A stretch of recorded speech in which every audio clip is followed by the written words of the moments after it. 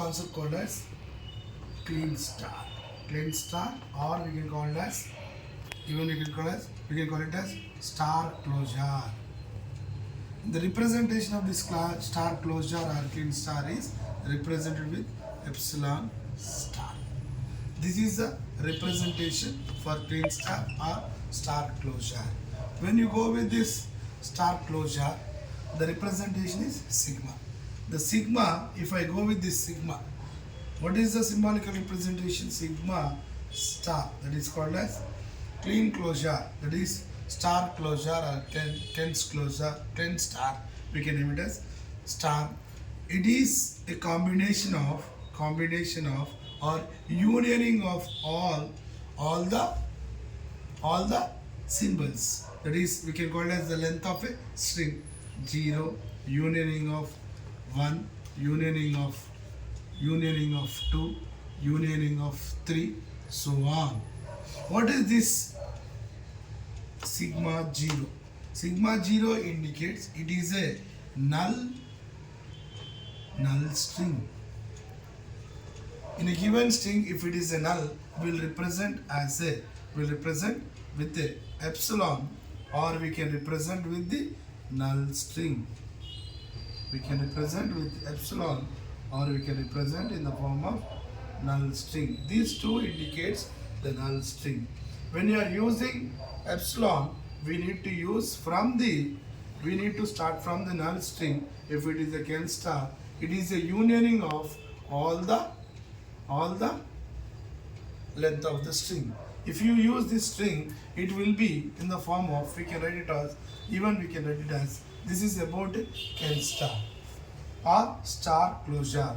When you go with the next, we had of one more concept called as closure plus, closure, transitive closure, or we can call it as a Ken's closure, or we can call it as a Ken closure, star closure or Ken's closure.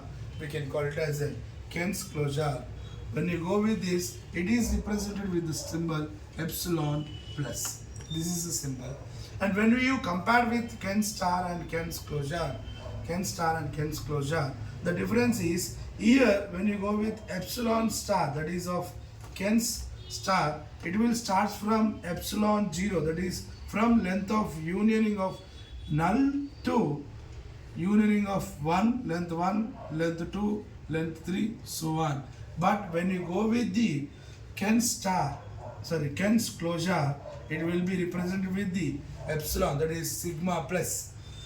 It will be epsilon, that is Ken star minus epsilon 0, that is length 0. Null string we are going to minus. We can represent even in this star minus null string. That means even we can write it in the form of, we can write it as epsilon 1 union epsilon 2 union star 3, so on we can represent. This is the representation for Ken's closure. That is the difference with Ken star and Ken's closure. Ken star will be represented in this way. Ken's closure will be represented in this way. This is the star. We can call it as Ken star or star closure. When you go with when we go with this Ken's closure is other, which is other than the Ken star. These are the two concepts we need to see when you go with a finite automata. This is also one of the representation of a finite automata theorem we need to learn. This is also one of the structural representation of a Ken star. And when you go with this, here we have seen some examples. If you want to see the examples of this, first if you go with the example of Ken star, it will be starts from, for example, if I take a string which is of length 0 and 1, if I consider, then Ken star or star closure will be starts from epsilon 0 1 0 1 0 0 or 1 0, so on. Means it is a infinite length of a infinite language. When you go with this, when you go with the can star, it will be a infinite language. It will be an infinite language. If you use 0 and 1, it will be then epsilon, the null value will be added when you go with can star or star closure. But when you go with this can's closure, it will starts from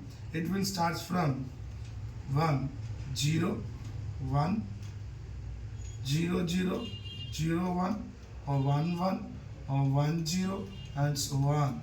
Means here we are missing of this null string we are missing when you go with this transitive, that is called as Kent's closure, or we can call it as a transitive closure. In your discrete mathematics you have come across with this word transitive closure, right? This is about the Kent's closure and star, and even Kent's closure and even the Kent star. Thank you.